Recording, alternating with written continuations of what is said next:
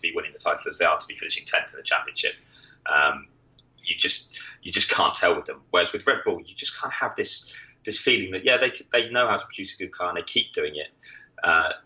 They sometimes start badly, but they'll always turn it round. And I always have faith that they're going to be a factor. So I'd say Red Bull to be really up there winning races this season, and Ricciardo and Verstappen are two guys that are just going to be great to watch when they're in that scenario. Tell me a little bit, Chris, about the driver dynamic between Danny and Max. I have been, I think like most, blown away by Max's natural speed. It's now, he's still young. There's still a lot to hone in shape to be even faster or more consistent. I mean, there's still headroom to be gained for him. The thing that I find most fascinating about the season ahead is these two have had enough time together, know each other well enough.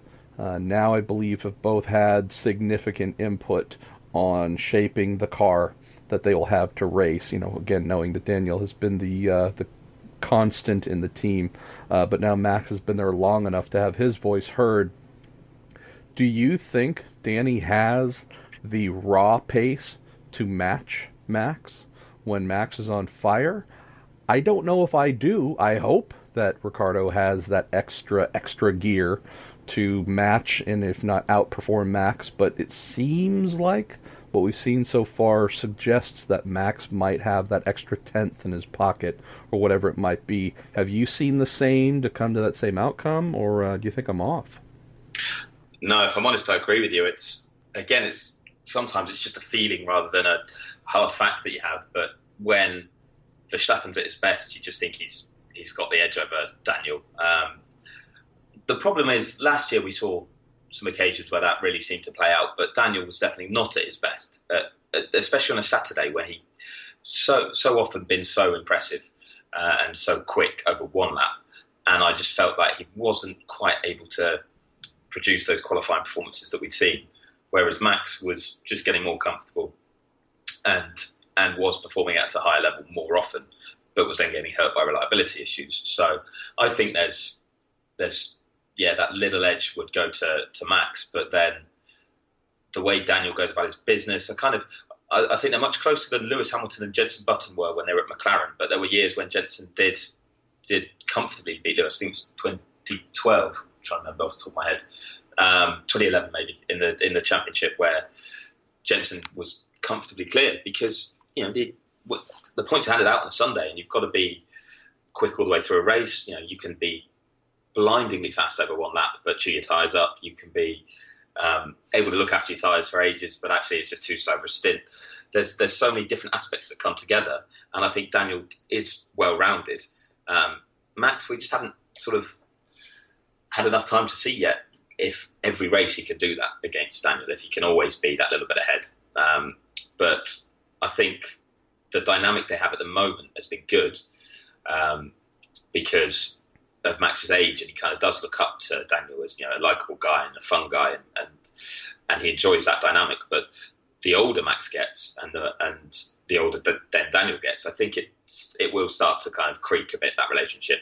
And Max will see. I mean, right now, Max is clearly the team's future because Daniel doesn't have a contract beyond the end of this year, and Max has one for another few years. So that's more power to Verstappen compared to Daniel. And even that confidence is where a driver might find half a tenth.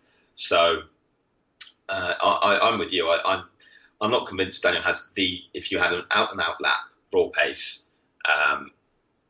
on a Saturday, Daniel can do it. But when you do it over a race distance, there's just something that Max is able to do more often, where he just pulls a little bit more out of the car, especially when it's been not the quickest car. So yeah, I'd lean towards Verstappen over a year, but I think Daniel is always kind of surprised. When he came in from Toro Rosso, he was good, but he wasn't. He hadn't won a race like Seb. He didn't stand out as a future world champion. You just hoped he did quite well for himself, and he was a nice guy. And then came in, you're like, yeah, he's quick on a Saturday, and then suddenly his racecraft was stunning, and he develops still. He's been developing himself. So, I don't write Daniel off as the finished article either, but the level Max is at his age, I just can't help but just kind of lean more towards him out of the two. I find an interesting parallel between Daniel Ricciardo and James of the Hinchcliffe tribe in IndyCar, knowing that these are two very fast drivers, race-winning drivers in their respective championships, also the most fun and engaging personalities in their respective championships. And in the case of Ricciardo, he's had Max show up and want to steal his lunch and take everything that he has. Not that Max is being mean, but look, on-track performances dictate hierarchy and favor. And you look in IndyCar, and Hinchcliffe has not really had a truly suitable teammate, and Robert Wickens shows up and damn near wins his debut as an IndyCar rookie, as Hinch's teammate. It'll be interesting to see, personality-wise, whether the Hinchcliffes and the Ricciardos of the world, who have that nicer, warmer, more engaging personality, can indeed tap into whatever that is, whether it's more serious, more nasty side, whatever that more rabid animal is that the Verstappens and others can bring out in themselves. Seems to me sometimes like that no more Mr. Nice Guy mindset could be amplifying that, could be the one thing needed to get to the place they want to be, but will they be able to? So, Yeah, I'd agree with that. I think there's Daniel talks about being the honey badger when he puts his helmet on, and that he completely changes. And you do hear it sometimes on team radio. Danica Patrick says the same thing, just to be clear about the honey badger. Okay. Well, yeah, it's cute. I like the analogy, but it then has to be backed up by consistent performance. All right, exactly. Well, we're actually not even halfway there, so we might mash the throttle a little bit here in the season preview. I haven't done the metrics yet on where I think the Aston Martin Red Bull Racing team will fall in the championship, but I'm going to definitely lean in your direction. I know that, again, I think Ferrari has the capability to maintain second, but it's always the question of will they. So I like the possibility of where Red Bull could go and to take that second place. Tell me a little bit about McLaren Formula One, Chris. I don't know if there have been more headlines generated by anyone during the off-season with McLaren in them than you, and it's not for a wanton over-publication of their travails and exploits, but man, they are a one-team drama manufacturing outfit that also happens to go motor racing. What comes to mind there, and there are so many changes, good Lord, I don't know where to put them in my own mental categorization of where they might fall, but do you think just swapping engine manufacturers / powertrain suppliers is enough of a change, or do you think that they needed to do more internally? What comes to mind? I think they needed to be a little bit more humble with how this year was going to be, if I'm honest. Because if we look at it, they swapped what was the fourth best out of four power unit manufacturers for the third best. And that's not going to propel you to the top instantly. Also, with a new relationship, you need to learn its nuances. You need to learn the strengths and weaknesses and how you can adapt from your side to get the best out of it. And I think McLaren were just so desperate for a fresh start that the relief they had that they had this opportunity with Renault meant that they got a bit carried away with themselves. And I loved their self-confidence. It did border on arrogance to be so sure that this year was going to be so much better than it would have been with Honda, and that it was going to put them back at the front because it would let McLaren show its own real strength. But yeah, you look at Red Bull not been winning championships with Renault and been producing some great cars. Yeah, for a number of years, they've not been able to in this era. The Renault Works team, the money behind it now, but even the Renault Works team was saying, we're not going to be banging on the door of the top three straight away because it takes time. And McLaren weren't going to be able to drop in a new engine and go, yeah, we're right up there now. So I think it needed to go, this is year one of a 3-year relationship. Year 3 will be the best year. This is our starting point. We'll see how far we have to improve. And I think they just made a bit of a rod for their own back in that sense by not buying themselves the time that they probably should have. But it's been fascinating to watch. The team, when you talk to some of the tech guys, they just think they've overcomplicated the car there. That McLaren have pushed the envelope a bit too much and have asked too much of cooling and the aerodynamics at the rear of the car that hurt its reliability during pre-season testing.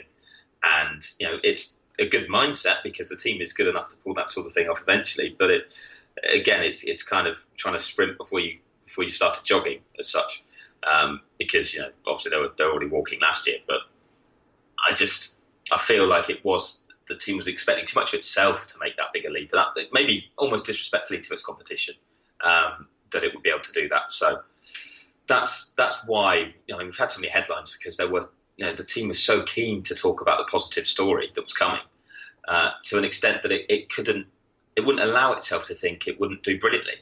And when it then wasn't quite as perfect as it had hoped in pre-season, questions start being asked, and then that's a bit of pressure that it probably didn't need. But I think they're going to, they'll have a much better year than last year. It's going to be near the front of the midfield. Whether it will be the 4th best team by the end of the season, I'm not convinced. But it's definitely a step in the right direction, and that's the bit that the team needs to remember, and that people watching will need to remember as well. If removing Honda as the proverbial thorn in McLaren's paw has been subscribed as the fix-all, catch-all, everything will be good, what's your take on the Fernando Alonso frustrationometer this year? And Stoffel as well. Will Stoffel be stilted? And I apologize for the alliteration. Do you think Stoffel will have a better chance of showing his true capabilities to fight among other young front-running drivers? And do you think Fernando, it can't be as bad as it was last year, but do you think, as you've already maybe trailed, the gradient of improvement is going to be modest, therefore we still might see the bristling Fernando. The bristling Fernando from 2017 might not be gone altogether throughout the 2018 championship. Yeah, I definitely don't think we're going to see roses and chocolates Fernando all year. There was a point in testing that he was angry when he had an engine problem again on, I believe, the final morning. And he stormed into the sort of hospitality unit complaining about it. And it was reminiscent of the past 3 years. But, this guy his career clock is ticking in Formula One, but he's also just so fiercely competitive that it doesn't matter if he was 21. He would still be this frustrated by not having a quick enough car. He doesn't want to wait. And I think what Fernando has going for him this year is, if it's not as competitive as he'd hoped, he's got the Toyota gig in WEC, and he should be racing at the front in that, and that should get those juices flowing regularly enough to just keep him a bit more on an even keel when he jumps back into Formula One, if it's not going so well. But I still think it'll be going well enough that there's going to be races where he's not too far off fighting for maybe even the gap to pole won't be huge, and he'll just be sniffing it, or there'll be we saw some of his starts last year. He can be fighting, for podiums in the opening few laps. He can make a great start and get the car up there. And this year, the car will then be able to be competitive enough to let him stay there. So I think his juices will be flowing enough that he'll be better. But there will still be weekends, I think, when the car's really not good, and we'll still get the frustrated Fernando. But that's natural, I think, of any driver. And I think, again, when I talk about people making a rod for their own backs, Fernando makes some pretty bold, bullish statements sometimes, and they quite often come back to haunt him. But when it clicks, he's sensational. So he just needs more of the good days, so that we're not reminding him of some of the things he said all the time. But I think it will go quite well. I think Stoffel's going to push him hard this year, though, as you mentioned. I think we're going to see a good Stoffel this year. He had some good improvements towards the end of 2017 that I think we weren't all convinced we were going to see at the start of the year. We expected more